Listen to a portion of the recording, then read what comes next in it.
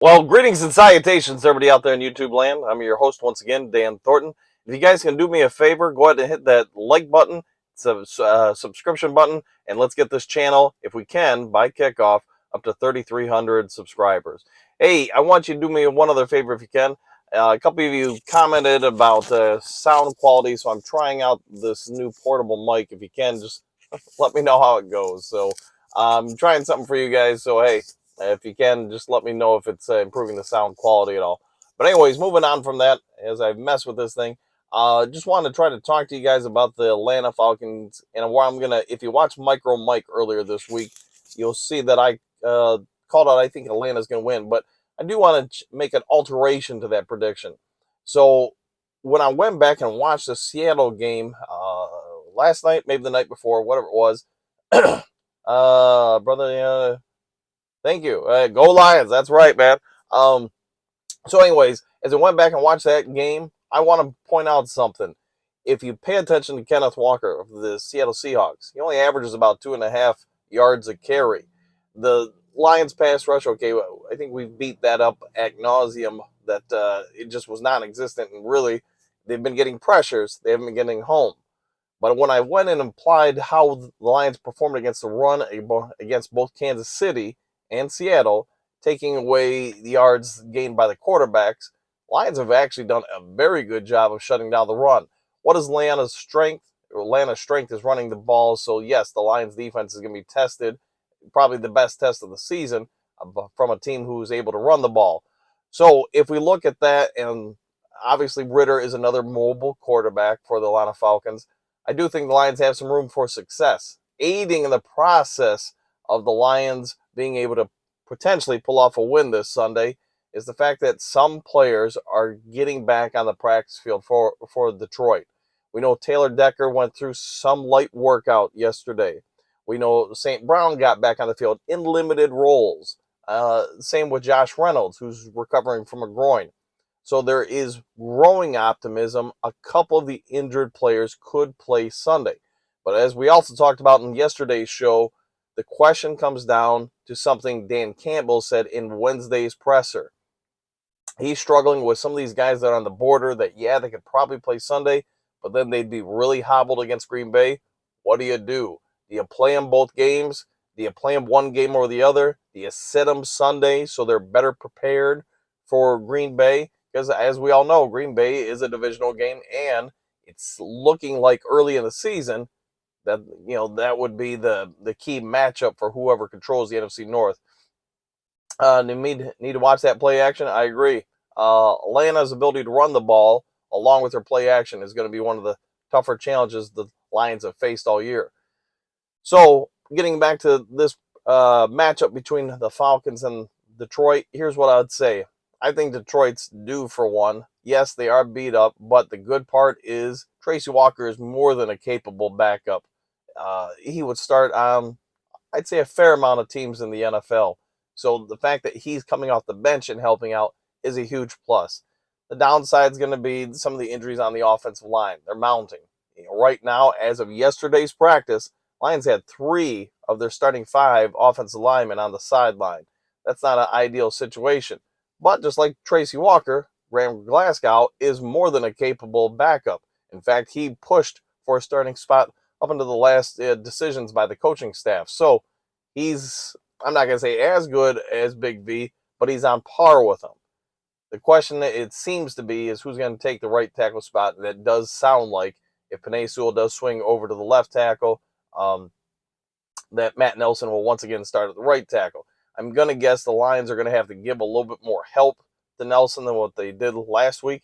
I understand when they got down 10, hey, things happen. You gotta push that ball. You gotta try to get back in there to score. So they left Nelson on a little bit more of an island, and that he did well, but you could tell he's not a competent NFL lineman who at pass blocking. He's not bad at run blocking, but pass blocking is one of his weaker traits. All right, what do we got here in the chat?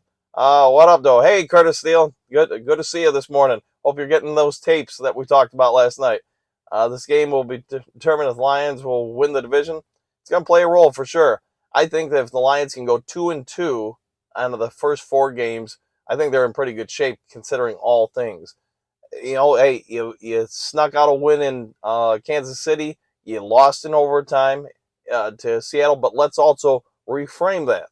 The Lions don't have 3 turnovers, and you can get rid of the St. Brown turnover because really that's just kind of throwing up a Hail Mary almost. If you get rid of the turnover at the start of the third quarter, the fumble by Montgomery, and obviously the pick six, I think the Lions win, and they probably win by about 10. But that didn't happen. So the Lions are going to have to be focused on ball security. What NFL team, what college team or high school team doesn't say that? But when you're behind 3-0 in the turnover category and you're not getting sacks on the other quarterback, say what you want about Anzalone's sack. That's, to me, that was more Geno Smith just having a mental moment where he forgot to throw the ball away. Whatever it is, the Lions have got to take care of that. If they do, they're in pretty good shape. The question is going to be, and I hate saying this, but if St. Brown and Josh Reynolds both can't go Sunday, which, Campbell said he's really on the fence. He didn't name any names, but players who can't go this Sunday, so they'll be better prepared for Green Bay. That wide receiver room is going to be incredibly thin. They may be picking Tom Kennedy or Robert Clark. Robert Clark was a receiver from the Lions late 80s, early 90s. They might be asking those guys to come up and suit up. So anyways, I'm not sure what they're going to do. Hopefully they both can play, but I also understand from a coaching standpoint, Campbell's got some real pressure on him to make some tough choices for Sunday. My prediction right here and now are the Lions are going to win, and I think it's going to be something like 27-20. Maybe it'll be tighter than that, whatever it is. The Lions have got to go into this game and say they've got to establish their identity once again. They got to find a way. Gibbs, you're either going to be an NFL running back or not. I'm not a big fan of drafting the guy to do something and say, hey, we're going to play it safe with him because we don't want him to get him overly beat up. Can he, for a 1 or 2 game stretch, when Montgomery's on the sideline, can he, Gibbs, take over? Can he do 20, 25 touches? And they don't all have to be out of the backfield rushing, but can he be back there, either go up the middle, out wide, or catch something out of the backfield to be an effective NFL running back? The guy on the other side of the field, Robinson, as we all know, is doing a very good start to his career. The other part of that is he's powering that offense. That running game shuts down for Atlanta. That passing attack is not going to be something I think most teams are going to worry about. If Ritter has to drop back, 30, 40 times a game and just drop back and pass, it's not really his forte at this point in his career. So what we can say is this: Lions got to force Atlanta to be one-dimensional. Atlanta is going to do everything they can to be one-dimensional. On offense for the Lions, they got to stick to who they are. Jared Goff is incredibly good. Say, even if you hate the guy, I don't think anybody can say that he's not a great drop back, play action pass quarterback. His stats are through the roof. They're also through the roof when he plays at Ford Field. So a couple things to consider. So what I think it's all going to come down to is, can the Lions finally, other than stop the run, can they finally get to the quarterback and put him on the ground? Something they really, in all honesty, haven't done in 2 games. They've gotten some pressure here and there. And then the secondary, Jerry Jacobs, you know it, I know it, the NFL knows it. Trust me. He played about as bad a game as he could last week against Seattle. But it's also showing he's probably more ideal as a number 3, number 4 cornerback in the NFL versus a number 1 or 2. We all get the Lions have to have him out there as the number 2 right now. It doesn't look like Mosley's going to play this week. I'm questioning if he'd be able to play against Green Bay. My hope is they're going to hold him out this week so he's better prepared and ready for Green Bay, but we'll see what happens. Either way, I want to thank you all for jumping on in. Curtis Steele says he picked a similar score. Also, Jared Goff threw for an 80% completion rate versus Seattle. Yeah, he did. Now remember, Gibbs also dropped what probably would have been like a, I'd say 40-yard scamper. Maybe he could have turned it into more than that, but man, they had the right play call and it just went through his hands. Unfortunately, big moment got to him. It happens. What else we got here in the chat? Unless you're getting sacks, the pressures are almost as meaningless that, hey, some guys will get rattled, some won't, but I do agree with your point there. Mr. Nico, we need to win this game, not only to prove to the NFL, but to ourselves. Enjoy your content. Thanks for that, man. Thanks very much. And I would say this, man, all the years of coaching or reporting I've done, I think you're spot on, man. There's nobody in this world that has perhaps a more fluctuating self-confidence issue than an athlete. They're all over themselves one minute, not so much the next. But you need to be very self-confident as an athlete and a coaching staff. So I agree with you totally. They've got to find a way to get out there and put a win here, because if they can win this Sunday and then somehow turn around and get Green Bay in Green Bay just 4 days later, now you got a mini bye for a lot of those weary bodies to rest up. So I think you got an outstanding point there. Letter A, how we doing? Will the Lions get some D lineman help to contain running QBs?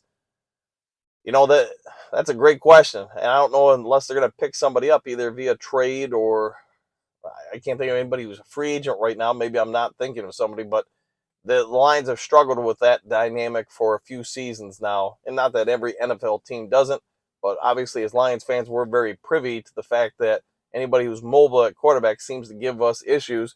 James Houston was kind of the answer to some of that, but he's going to be sitting on the sideline for some time. Real quick update on him. It does sound like the team is tending towards non-surgery on him. So if that does happen, he could potentially be back early November, maybe mid-November. Maybe it'd be safer for me to say mid-November. But whatever it is, I haven't heard anything on Gardner Johnson. But the fact that they haven't put him on the long-term IR, I'd say they're holding out hope. Let's go with that. All right, Chris Steele, time to put the Bugs, Aleem plays back together. Yeah, I'm surprised they haven't gotten the band back together already. Also with Martin. There was somebody in the chat yesterday. I apologize if I don't remember who it was, but I thought they brought up a great point. Look at the amount of depth we have, and good depth, at linebacker yesterday. Should the Lions go to a 3-4 alignment and maybe put Hutch as one of the outside rushers? I think from time to time that might not be a bad idea. And I apologize that I don't remember who I was having that chat with in the comments section. But you think about, Martin, Bugs, McNeil up front, along with Onwuzurike from time to time in those three-person formation. And then maybe you do use, Hutchinson, Campbell, maybe as your outside guys, because I don't know if everybody knows this, but Jack Campbell can rush the quarterback, and he's a powerful dude. You got him and Hutch out wide, and then, Barnes and Anzalone in the middle, or Rodrigo. That's not a bad four-backer combination. And the other part with Campbell and Hutchinson out wide, if you drop them into coverage, that's also some big dudes they have to throw over, especially if you didn't read the formation right and they drop into a zone or a flat that you weren't anticipating. Something hopefully Aaron Glenn has already thought about, and I'm sure if you and I and everybody on the chat are dumb enough to figure that out, hopefully NFL coaching staff has figured that out too. All right, Singleton, what you got? Need to see Jack in there more. I agree. Dude is a stud. We must get our ducks in a row, Mr. Nico, for the Green Bay game. Agreed. Well, I agree. 3-1 coming up. Wilson, let's hope you're right, man. If we somehow go 3-1 to start the year, I think everybody's going to look back at the Seattle game and say maybe some of our commentary, whether fans or media, were overreactions. But I will say this, before I get off the air, Campbell's got to show to me, and probably like you guys, that he's growing as a coach. I thought a lot of his play calls and decision making last weekend were very similar to what he did the first, 4 games or so of last year, and then some of his first year as well. Real quick before I let you guys go, is this mic helping? I got it to try to improve the audio quality, but you guys, you're no better than me, because right now I'm just testing this thing out. Let me know in the comment section if you guys can, if this is helping or not. What you got? It looks like Campbell doesn't like playing rookies. There's probably a lot of truth to that. Singleton, agreed. Take the points when we are in field goal range.